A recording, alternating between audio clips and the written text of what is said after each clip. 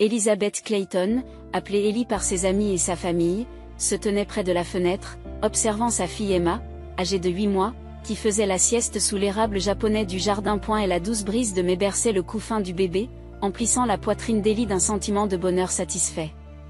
Elle avait travaillé comme acheteuse dans un grand magasin new-yorkais haut de gamme, mais consacrait désormais ses journées à la garde d'enfants. En sirotant son café, elle était certaine que c'était la décision la plus importante de sa vie. Emma dort-elle encore? Ellie se retourna pour voir son mari Michael sortir de son bureau. Ses yeux bruns et doux montrent des signes de fatigue, mais ils sont remplis d'affection. Son travail d'ingénieur dans une société d'informatique le tenait occupé, l'obligeant parfois à participer à de longues vidéoconférences, même les jours où il travaillait à distance. Pourtant, il prenait toujours du temps pour sa famille et aidait volontiers à s'occuper du bébé. Oui, elle s'est enfin endormie. Elle a pleuré toute la nuit hier, alors j'espère qu'elle dormira bien aujourd'hui. Michael s'approcha de la fenêtre et passa son bras autour des épaules d'Ellie. Vous faites un travail formidable. Emma a de la chance. Ellie sourit, s'appuyant sur son mari. Leur moment de paix fut interrompu par la sonnerie de son téléphone portable dans le salon. En regardant l'écran, elle vit qu'il s'agissait de sa sœur Vanessa. Ellie soupira. C'est encore Vanessa? Dit-elle avant de répondre. Je suis sûre que c'est à propos de ce berceau de luxe. Et la conversation avec Vanessa se déroula exactement comme Ellie l'avait prévu. Vanessa travaillait comme manager dans un magasin de marque haut de gamme au centre-ville et gardait toujours un œil sur les dernières tendances et les symboles de statut. Elle posa à nouveau des questions sur le berceau qu'elle avait offert à Ellie et Michael. Ellie, as-tu déjà utilisé ce berceau? Je veux voir des photos. Télécharge-les sur Instagram. Ellie ferma les yeux, s'armant de patience. Pas encore, Vanessa. Emma semble toujours préférer le cou fin. Mais tout de même. À 8 mois, elle a dû devenir si grande. Le dormeur Elite peut être utilisé de 6 mois à 3 ans. Il est très populaire parmi les mamans de célébrités. Je sais. Mais maman s'inquiète aussi. Elle trouve décevant qu'un cadeau aussi coûteux ne soit pas utilisé. La voix de Vanessa avait un ton de reproche. Ellie regarde par la fenêtre en plissant les yeux. Vanessa, tu ne peux pas nous laisser aller à notre rythme. Après avoir raccroché, Ellie s'assit sur le canapé et regarda Michael d'un air fatigué.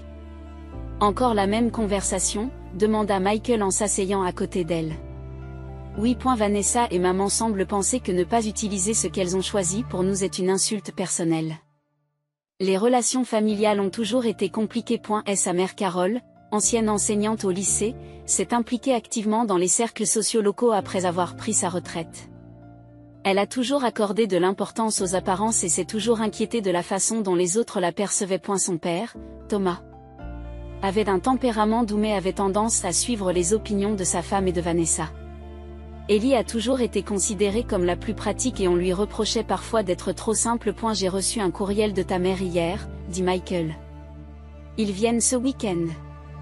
Ton père aussi. Ellie fronça les sourcils. C'est vrai? Elle ne m'a rien dit. Peut-être qu'ils viennent voir le berceau, dit Michael en plaisantant, mais ils connaissaient tous les deux la vérité. Ellie sentit venir un mal de tête. Sa famille était aimante, mais parfois elle ne respectait pas ses choix. Surtout sa mère et Vanessa ne comprenaient pas la tendance d'Ellie à privilégier l'aspect pratique et la sécurité et lui conseillaient toujours d'être plus élégante. Le téléphone sonna à nouveau. Cette fois, c'était Rachel, la meilleure amie d'Ellie. Rachel était une ancienne collègue d'Ellie lorsqu'elle travaillait au grand magasin et l'une des rares personnes avec lesquelles elle avait gardé une amitié. Rachel. Je voulais juste te parler, dit Ellie avec du soulagement dans la voix. Qu'est-ce qui ne va pas? Tu as l'air fatiguée. C'est ma famille. Ils me mettent à nouveau la pression à propos de ce berceau. Ah, le dormeur d'élite. Tu ne l'utilises toujours pas? Ellie hésite. En fait, je n'ai pas l'intention de l'utiliser. Pourquoi? Je t'expliquerai, mais je préfère en parler en personne. D'accord.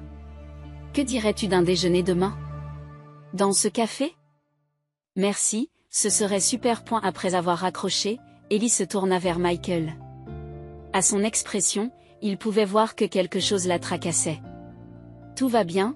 Demanda-t-il. Ellie s'enfonça dans le canapé et dit, en choisissant soigneusement ses mots, il y a quelque chose que je dois te dire à propos de ce berceau. À ce moment-là, Ils entendirent Emma pleurer dans le jardin. Michael se leva, dit « Parlons-en plus tard » et sortit. Ellie le regarda partir, se sentant déchiré entre son désir d'éviter les conflits avec sa famille et sa détermination à garder sa fille en sécurité. Peut-être que le fait de parler à Rachel demain lui permettrait de savoir ce qu'elle doit faire. Au moins, Rachel comprendrait. Il y a 3 mois, la fête prénatale d'Ellie avait eu lieu dans la spacieuse maison de banlieue de ses parents.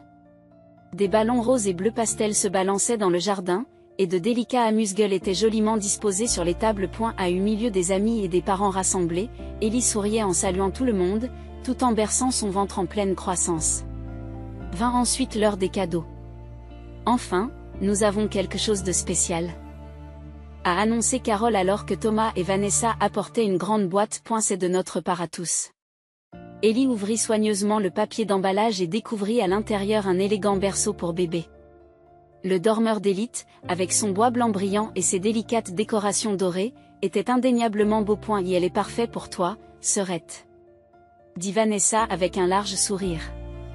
Il est également assorti à ton intérieur minimaliste, n'est-ce pas? Carole acquiesce. C'est très populaire parmi les mamans célèbres en ce moment. L'actrice hollywoodienne l'utilise aussi. C'est un article de luxe, alors sois reconnaissante. Ellie remarqua que l'étiquette de prix avait été retirée de la boîte, mais elle connaissait la réputation de cette marque. Il a probablement coûté plus de la moitié de son salaire mensuel. Merci, vraiment, balbutia-t-elle. Merci pour ce beau cadeau. Mais au fond d'elle-même, elle se sentait mal à l'aise. Pourquoi Vanessa et ses parents ne les avaient-ils pas consultés, elle et Michael, sur le berceau simple et pratique qu'ils avaient déjà choisi? Après la fête, alors que Michael chargeait les cadeaux dans la voiture, Vanessa attrapa le bras d'Ellie. « Merci d'avoir fait semblant d'être heureuse devant tout le monde », murmura-t-elle. « J'ai vu sur ton visage que tu n'aimais pas ça au début. Mais crois-moi, tu vas faire l'envie des autres mamans. » Ellie se force à sourire. « J'étais juste surprise. » « Merci, vraiment. » Dès retour à la maison, Ellie lit le mode d'emploi du berceau. Il y avait de nombreuses descriptions des matériaux luxueux et du design innovant, avec des phrases comme « l'expérience ultime du sommeil choisie par les enfants des célébrités » qui apparaissaient à plusieurs reprises. Cependant, il y avait étonnamment peu d'informations sur la sécurité et les détails des matériaux. « Quelque chose vous dérange ?» Michael jeta un coup d'œil au manuel par-dessus son épaule. « Je ne sais pas, » dit Ellie en fronçant les sourcils. « J'ai l'impression que quelque chose ne va pas. » Elle sortit son smartphone et chercha des avis sur le berceau Elite Sleeper. De nombreuses photos de célébrités et d'influenceurs sont apparues, toutes présentant fièrement leur bébé avec le même berceau. Mais elle n'a trouvé pratiquement aucun avis pratique sur le produit lui-même. Le lendemain, Ellie a rencontré Rachel au café. « Il a l'air magnifique », dit Rachel en regardant la photo du berceau sur le smartphone d'Ellie. « Mais il privilégie l'apparence au détriment de l'aspect pratique, » dit Rachel en haussant les épaules. « C'est étrange qu'il y ait si peu d'informations détaillées sur la sécurité. » C'est aussi ce que tu penses. Ellie soupire de soulagement. Je pensais que j'étais juste névrosée. Tu es une mère. Tu as le droit d'être névrosée. Ce week-end-là, Ellie et Michael ont assemblé le berceau. Les pièces de la boîte avaient un aspect luxueux et les instructions de montage étaient claires. Cependant, Ellie a remarqué qu'une odeur anormalement forte se dégageait du lit terminé. « Est-ce que ça ne sent pas bizarre ?» demanda-t-elle à Michael. Michael le renifle. « Ça sent un peu le produit neuf. Mais elle va probablement s'estomper. » Ellie n'était pas convaincue. Elle prit Emma dans ses bras et l'approcha du berceau. Bizarrement, Emma, d'habitude calme, devint soudain irritable et commença à se frotter le visage avec ses petites mains. « Qu'est-ce qui ne va pas, Emma ?» Ellie observa son bébé avec inquiétude. Des petites taches rouges sont apparues sur les joues d'Emma. Ellie s'est empressée d'éloigner sa fille de son berceau et de l'emmener dans une autre pièce. Au bout de quelques minutes, les rougeurs ont commencé à disparaître et Emma s'est calmée. Le lendemain, Ellie a fait une expérience. Lorsqu'elle a de nouveau approché Emma du berceau, la même réaction s'est produite. Cette fois, elle s'est même mise à tousser. Ellie a immédiatement éloigné le bébé, en ressentant une profonde anxiété. Michael, elle a appelé son mari. Il y a quelque chose qui ne va pas avec ce lit. Emma semble avoir une réaction allergique. Michael fut d'abord sceptique, mais changea d'attitude quand Ellie lui montra des photos sur son smartphone, l'éruption rouge d'Emma près du berceau, et sa peau normale s'en éloigna. Qu'est-ce qui peut bien causer cela? A-t-il froncé les sourcils. Je n'en sais rien. Mais je pense que nous devrions arrêter de l'utiliser. Cet après-midi-là, Ellie acheta secrètement un autre berceau dans un magasin pour enfants. Elle en choisit un qui était simple, pratique et dont les normes de sécurité étaient clairement affichées. Elle l'a installé dans une autre pièce et a commencé à y faire dormir Emma. Le bébé n'a posé aucun problème. En revanche, les relations avec sa famille sont devenues problématiques. Comment est le berceau? Emma l'aime-t-elle? Les messages de Vanessa arrivaient presque tous les jours. C'est adorable, merci, continua Ellie en mentant. Envoyer des photos. La demande venait aussi de sa mère. Ellie invente des excuses. Elle dort en ce moment. Laisse-moi d'abord ranger.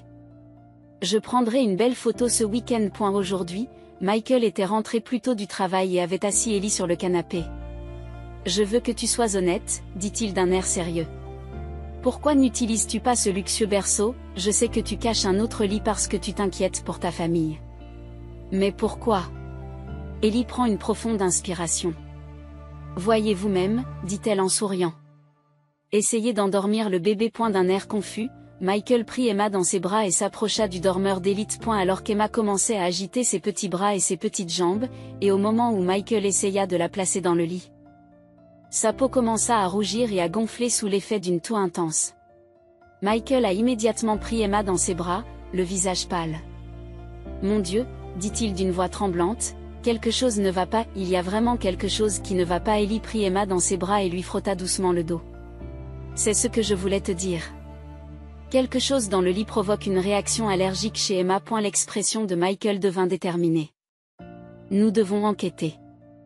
Il ne s'agit pas seulement d'un problème de sensibilité.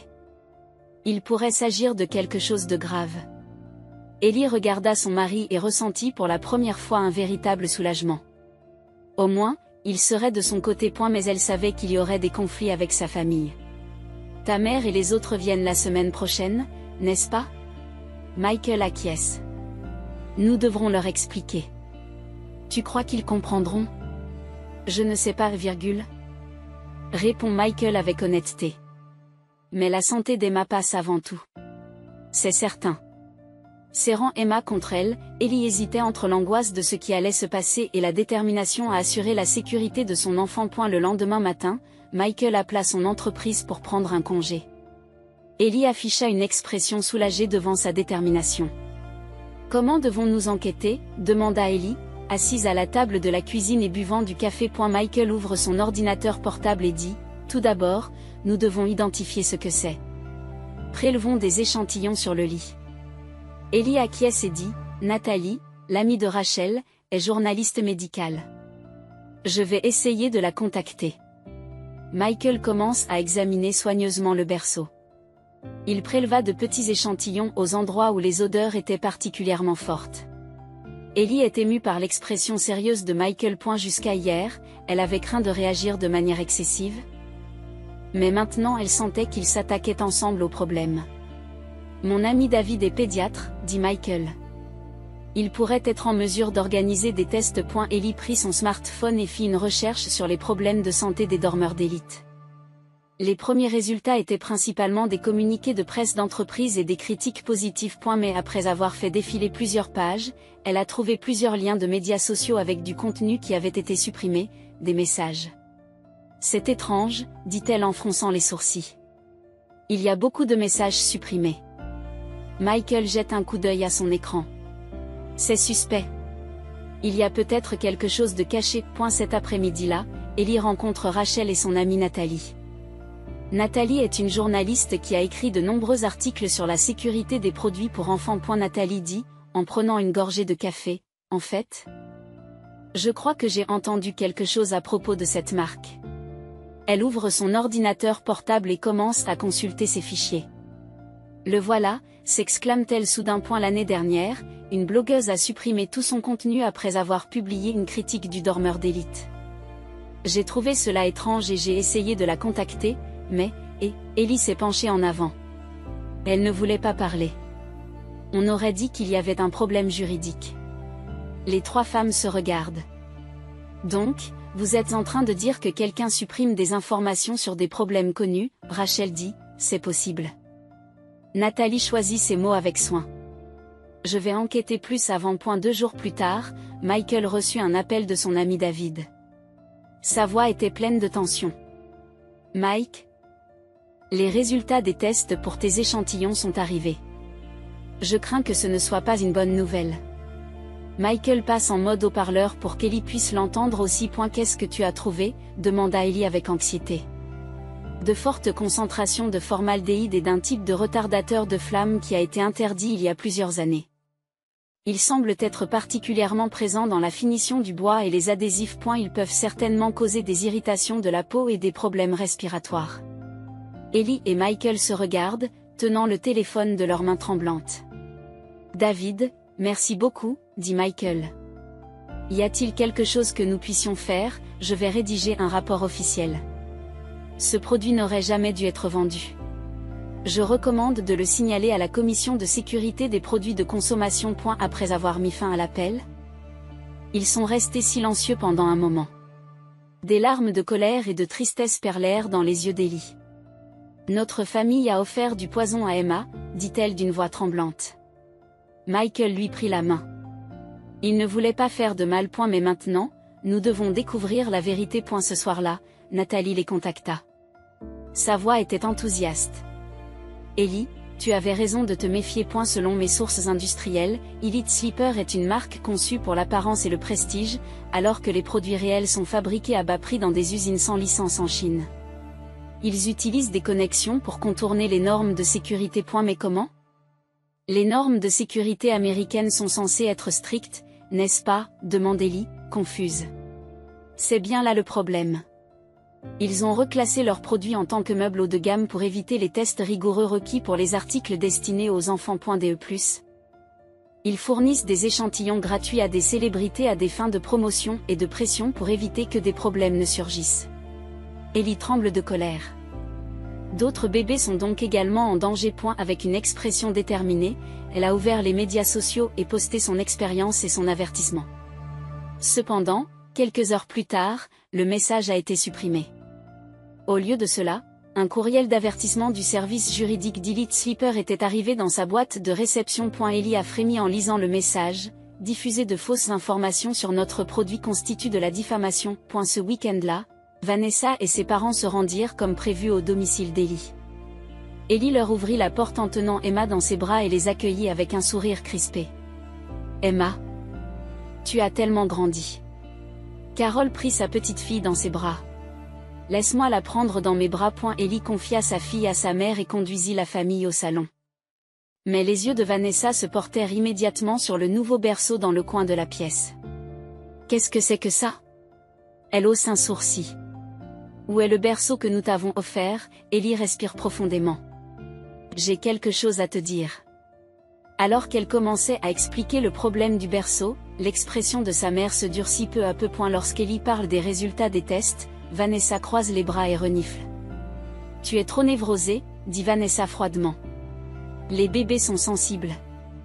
Des milliers de bébés utilisent ce berceau et je n'ai jamais entendu parler d'un quelconque problème. Est-ce vraiment le cas ? Rétorque Ellie. Parce que l'information est délibérément supprimée. Carole soupire. Elisabeth, à notre époque, nous ne nous préoccupions pas de ces produits chimiques. Vous, les jeunes parents, vous vous inquiétez trop de tout. Ellie tente de maîtriser sa colère. Maman, il ne s'agit pas d'être trop inquiet. Emma a réagi. Elle a eu une éruption cutanée et s'est mise à tousser. Thomas a parlé pour la première fois. S'il y a vraiment un problème, ça vaut la peine d'enquêter, n'est-ce pas ? Thomas. Carole regarde son mari d'un air accusateur. Tu es aussi de son côté, la discussion s'envenima, et lorsque Carole critiqua, ton éducation est trop perfectionniste, Ellie finit par exploser. Tu donnes la priorité aux apparences plutôt qu'à la santé de ton enfant, dit-elle d'une voix tremblante. Se lirant Emma malade. Un silence tendu envahit la pièce. À ce moment-là, Michael revient du travail. Il sentit l'atmosphère et comprit immédiatement la situation. Tout le monde, Laissez-moi vous faire une démonstration, dit Michael à voix basse. Et elle sortit la couchette d'Ellie et la plaça au centre du salon. Je peux tenir Emma? Demanda-t-il à Carol. Celle-ci lui tendit sa petite fille avec hésitation. Michael approcha Emma du berceau et, sous le regard de tous, des taches rouges apparurent sur la peau d'Emma, qui se mit à tousser. Il a immédiatement éloigné le bébé. Je n'arrive pas à y croire, dit Thomas avec une expression choquée. Rachel et Nathalie arrivent à ce moment-là. Nathalie ouvre son ordinateur portable et montre à la famille les preuves qu'elle a recueillies.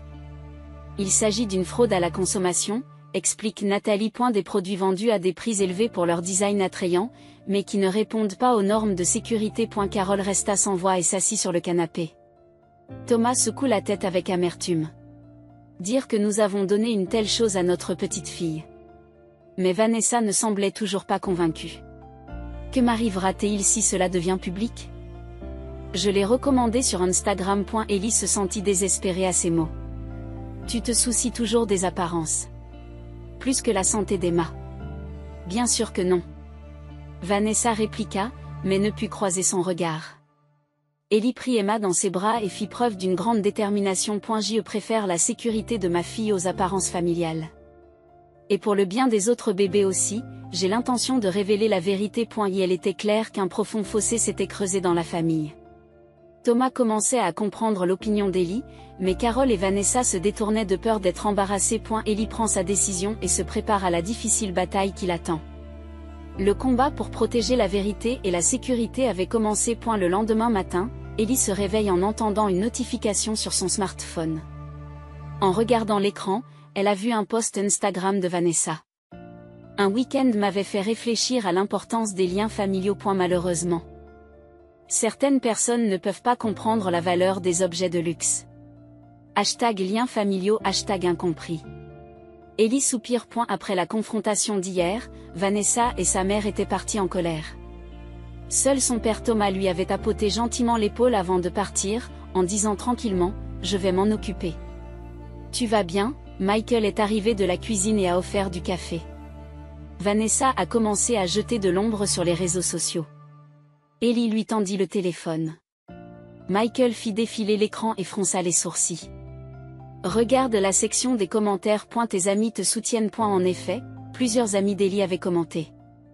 Même Rachel avait écrit que la sécurité devait être la priorité. Ellie posa son téléphone et reprit sa détermination tout en préparant le lait d'Emma. Si je reste silencieuse, d'autres bébés seront en danger. Cet après-midi-là. Ellie a posé une question sur la sécurité des produits pour bébés dans le chat de son groupe local de mères. Elle n'a pas mentionné de marque spécifique, mais a préféré aborder le sujet dans le cadre d'une discussion générale sur la sécurité des produits de luxe pour bébés, axée sur le design. Les réactions ont été étonnamment nombreuses. Elle a constaté que de nombreuses mères avaient les mêmes préoccupations.